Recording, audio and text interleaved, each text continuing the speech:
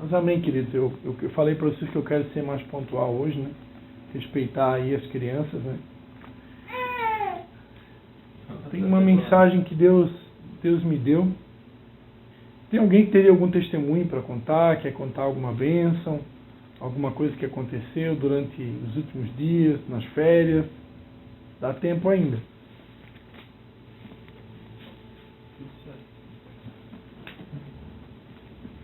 Tudo certo?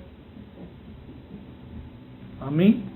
Então, eu vou, se alguém quiser acompanhar no celular ou se alguém tiver Bíblia, a gente vai estar lendo Josué capítulo 5, tá?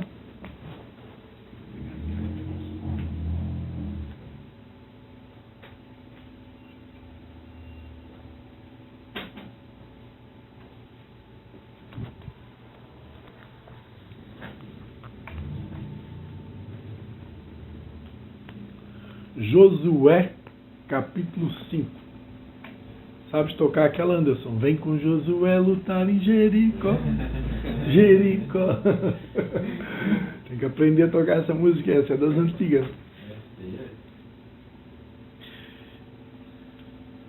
Mas antes de Josué entrar em Jericó, aconteceu uma coisa. E é sobre isso que ele vai falar nessa noite. Josué capítulo 5. A gente vai ler do 1 até o 9, tá?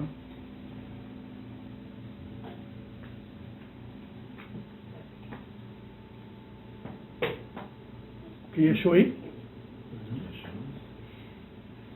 Ora, ouvindo todos os reis dos amorreus que habitavam o oeste do Jordão, e todos os reis dos cananeus que estavam ao lado do mar, que o Senhor tinha secado as águas do Jordão de diante dos filhos de Israel, até que passassem, derreteu-se-lhes o coração, e não houve mais ânimo neles, por causa dos filhos de Israel. Nesse tempo, disse o Senhor a Josué: faze facas de pederneira, e circuncida segunda vez os filhos de Israel. Então Josué fez facas de pederneira, e circuncidou os filhos de Israel em Gibeate Aralote. Foi esta a razão por que Josué os circuncidou. Todo o povo que tinha saído do Egito, os homens, todos os homens de guerra, eram já mortos no deserto pelo caminho. Todo o povo que saíra estava circuncidado, mas a nenhum do povo que nascera no deserto pelo caminho, depois de terem saído do Egito, haviam circuncidado.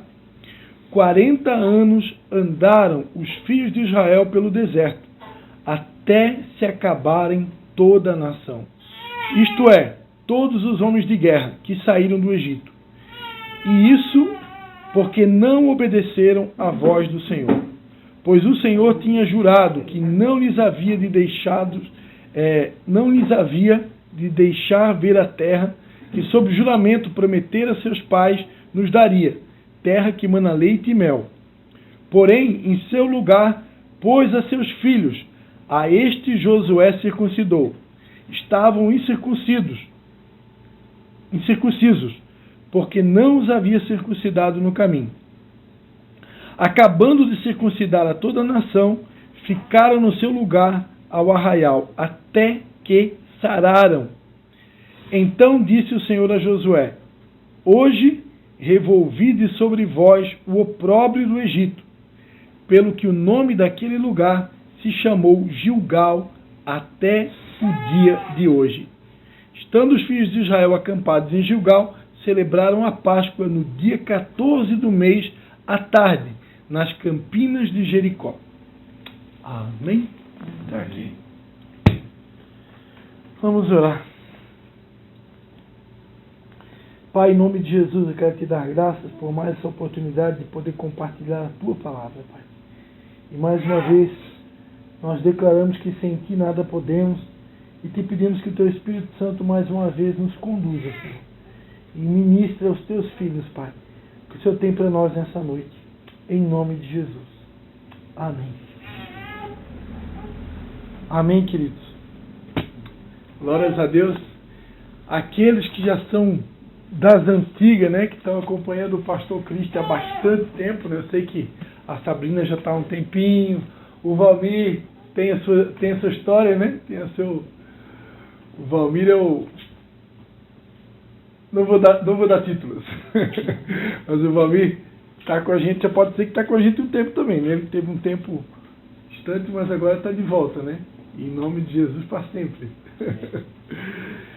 Mas, enfim, não é a primeira vez que eu ministro essa palavra, né? Essa palavra, ela diz respeito a um momento único na história do povo de Israel, né? Deus, por intermédio de Moisés, ele havia feito uma promessa para os filhos de Israel, né? E qual era a promessa? Né? Que Deus iria introduzir eles numa terra que emana leite e mel, né? Quando Deus libertou o povo do Egito, das garras de Faraó, né? Porque durante 400 anos o povo ficou escravo no Egito. E quando Deus libertou esse povo, Deus havia feito uma promessa, né? Que eles iriam entrar numa terra prometida. E aqui, nessa leitura que eu fiz aqui, eles estavam muito próximos de entrar na terra prometida, né? Eles, inclusive, haviam atravessado o Rio Jordão, em seco, né? Aqui a gente vê dois grandes milagres que Deus operou. Um deles, a travessia do Mar Vermelho, quando Moisés ainda estava em vida, né? E aqui, a travessia do Rio Jordão, né? Após atravessar o Rio Jordão, eles estavam muito próximos de entrar na primeira cidade da Terra Prometida, que era a cidade de Jericó. Mas antes de entrar na Terra Prometida, antes de invadir Jericó, Deus deu um comando para o líder Josué. Deus disse, olha, circuncida os filhos de Israel, né? Circuncidar, naquela época, significa fazer aliança, né? Quando Deus deu para Abraão a tarefa, né, de circuncidar todas as crianças, né? Fazer um cortezinho, né, no órgão genital dos meninos, né, do macho, né? Aquele cortezinho, ele diz respeito a uma aliança, né? Então, quando Deus pede para Josué circuncidar as crianças, Deus está dizendo, olha, eu preciso renovar a aliança com todo o povo que vai entrar na Terra Prometida. Ou seja, em outras palavras, Deus está dizendo assim, ó, é impossível vocês entrar numa guerra, porque na Terra Prometida, quando eles fossem entrar na Terra Prometida, ia acontecer uma coisa. Vocês sabem o que é que ia acontecer? Deus ia fazer cessar o maná ia cessar. E eles agora iam ter que trabalhar, eles iam ter que lutar, guerrear, para entrar na Terra Prometida. Não ia ter mais maná, né? Então, até então, enquanto eles estavam no deserto, eles estavam sendo sustentados por Deus com maná, com codornizes. Mas a partir do momento que entrou na Terra Prometida, não tem mais maná, não tem mais codornizes, agora eles iam ter que lutar. Só que numa guerra, é impossível você ir para uma guerra sem uma aliança, né? E isso é o que significa circuncidar. Circuncidar significa fazer aliança, né? Nós aqui, nós também temos uma guerra a ser lutada, né? Que guerra é essa? A nossa guerra consiste, como igreja, de entrar no território do adversário e saquear o inferno, conquistar as almas que estão desviadas, que estão afastadas, que estão distantes do caminho do Senhor, conquistar elas para o reino de Deus, né? Para a igreja, né? Para o time de Jesus. E isso implica numa guerra. E ninguém pode ir para uma guerra sem aliança, né? Nós precisamos estar aliançados entre nós. Nós precisamos estar unidos entre nós. A palavra Gilgal, que é o lugar onde eles ficaram ali esperando sarar, porque a partir do momento que foi feita uma aliança, a partir do momento que eles foram cortados, né, foi feito um ferimento ali nos meninos, né? Eles precisavam aguardar sarar o ferimento para depois entrar na Terra Prometida. Ninguém vai para uma guerra ferido, né? Ninguém vai para uma guerra machucado. Então a ordem era: esperem em Gilgal até sarar, né? E Gilgal, essa palavra é uma palavra hebraica que significa círculo, significa aliança, né? Então ali era o momento deles fazer aliança, era o momento deles sararem, curar os ferimentos, para poder agora, em aliança, unidos, em união, né? Que é um princípio que a gente ensina, né? Princípio da união, princípio da aliança. Agora, com esse princípio realmente fortalecido, sendo colocado em prática, eles agora estariam aptos para entrar na Terra Prometida. Lembrando que agora eles iam ter que lutar. Agora não ia ter mais maná, não ia ter mais codornizes, né? Agora, o que eu quero chamar a atenção, queridos, que foi o tema que Deus colocou no meu coração nessa noite. 40 anos eles andaram, os filhos de Israel, pelo deserto, até se acabar toda a nação. Ou seja, a geração de Moisés, praticamente a geração anterior, morreu toda no deserto. Quem ia entrar na Terra Prometida agora não era mais a geração antiga, era a geração nova, com Josué e Caleb, que eram praticamente ali os únicos sobreviventes da geração antiga. A geração anterior praticamente morreu toda no deserto. Agora tinha 2 sobreviventes ali da geração antiga, que era Josué e Caleb, e a geração nova. Eram estes que iam entrar na Terra Prometida. Agora, por que morreu tanta gente no deserto? Por que a geração anterior praticamente foi dizimada no deserto? Aqui diz, porque não obedeceram à voz do Senhor. Pois o Senhor tinha jurado que não lhes havia de deixar ver a terra que, sob juramento, prometeu a seus pais, nos daria, terra que mana leite e mel. 40 anos aquele povo ficou andando em círculo, 40 anos, e não entraram na Terra Prometida. Por quê? Porque eles não obedeceram à voz do Senhor. Tá, eles não obedeceram. Mas, pastor Christian, qual foi especificamente o pecado que eles cometeram? Porque não desobedecer é muito vago, né? Tá, desobedecer pode ser um monte de coisa. Mas desobedecer no quê? Né? Basicamente, 2 pecados aquela geração antiga cometeu. Primeiro, ingratidão. Foi a ingratidão, foi a murmuração. Aquela primeira geração, a geração de Moisés, era uma geração que nunca estava contente, nunca estava satisfeita. Eles estavam sempre reclamando de alguma coisa, sempre reclamando. É o som, é o louvor que não está bom, é a pregação do pastor que não está bom, é a sala que não é boa, é a acústica do templo que não está bom. Sempre tinha uma reclamação. Está dando para entender? Então, por causa da reclamação, da murmuração, do descontentamento, eles ficaram 40 anos andando em círculo e ainda não entraram. Ainda não entraram. E o outro pecado foi a incredulidade, né? A falta de fé, a falta de confiança em Deus. A Bíblia diz que sem fé é impossível agradar a Deus. Porque é necessário que aqueles que se aproximam de Deus, né, creiam que Ele é um Deus galardoador daqueles que o buscam. Se eu não crer que Deus é bom, se eu não crer que Deus é um Deus abençoador daquele que busca Ele, não tem como agradar a Deus, né? Sem fé é impossível agradar a Deus.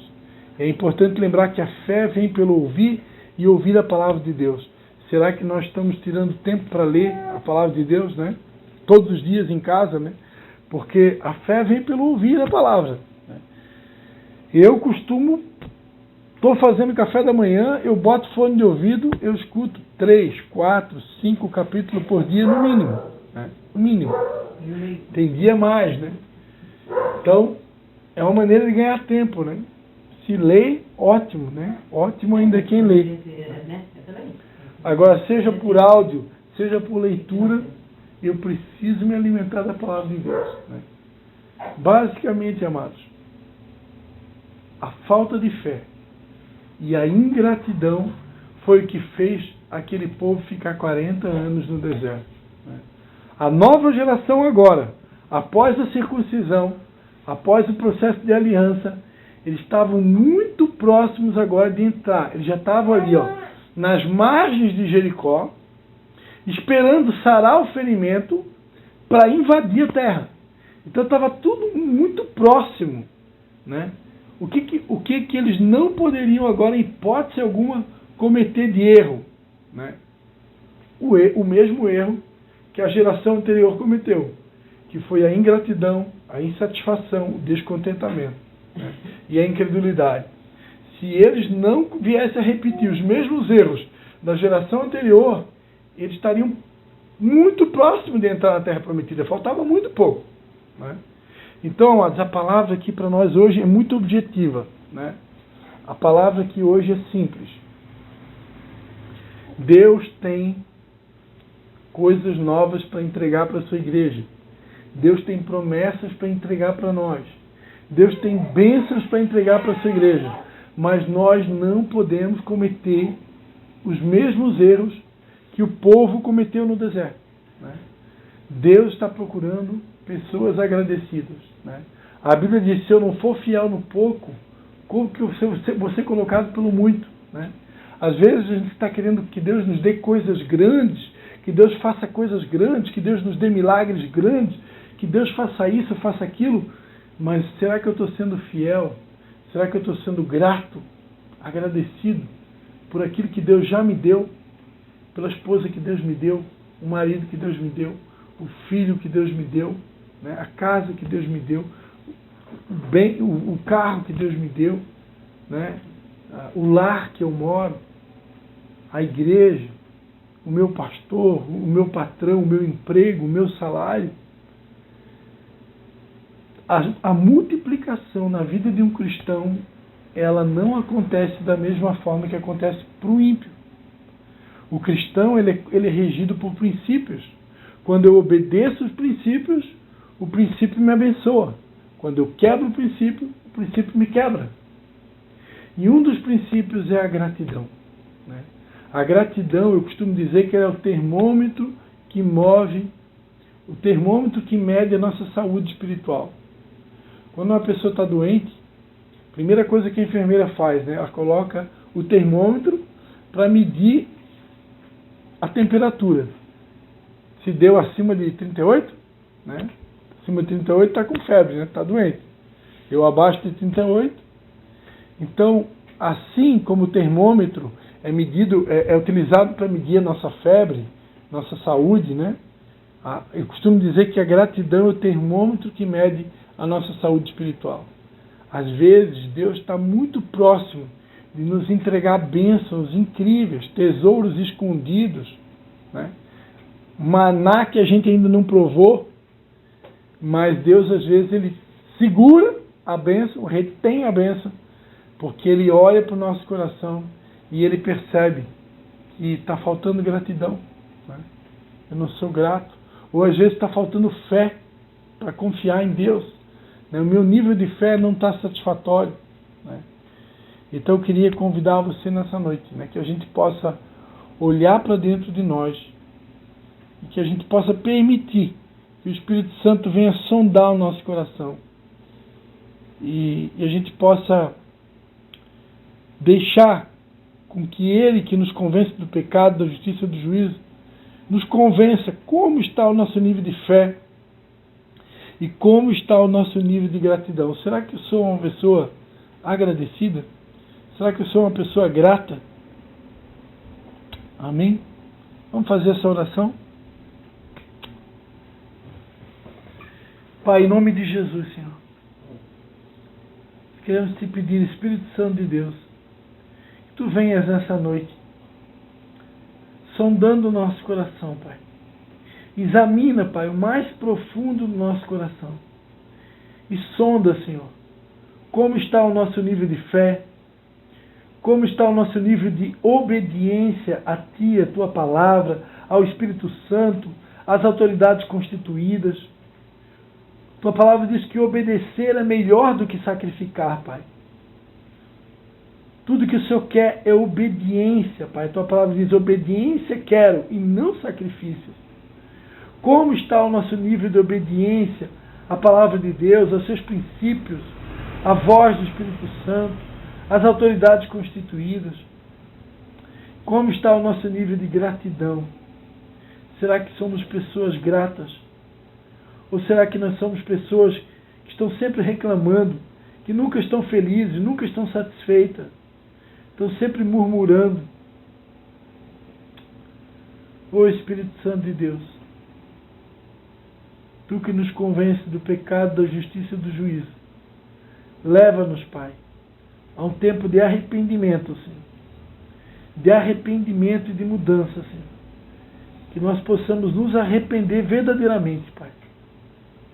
Para que o Senhor nos sare completamente e nos torne aptos para entrar e usufruir de tudo aquilo que a terra prometida tem para nos dar, Pai. Em nome de Jesus, eu abençoo cada um aqui nessa noite, Pai. E eu te peço que o Senhor nos dê um batismo de fé, um batismo de obediência e um batismo de gratidão, Senhor. E tudo seja para a honra e glória do nome de Jesus. Nos prepara, Pai. Nos capacita para entrar e tomar posse de todas as promessas que o Senhor tem para a tua igreja. É a nossa oração em nome do Pai, do Filho e do Espírito Santo. Eu quero liberar, Pai, uma palavra profética. Eu quero liberar um decreto no mundo espiritual. Que todos aqui, Pai, vão superar esse nível, esse degrau, essa fase. E vão entrar numa nova fase, num novo nível, um novo momento. Onde todos aqui vão usufruir, experimentar e desfrutar daquilo que os olhos ainda não viram, daquilo que os ouvidos ainda não ouviram, Pai. E daquilo que não chegou ao coração de cada um aqui, Pai. Porque são estas as coisas que o Senhor tem preparado para aqueles que te amam. Eu quero decretar, profetizar, que o Senhor vai nos introduzir numa nova fase, um novo tempo, uma nova dimensão, um novo momento. E nós vamos experimentar coisas que ainda não experimentamos. E tudo será para a honra e glória do nome de Jesus. Aqueles que creem e recebem, dê um aplauso ao Senhor Jesus. Amém?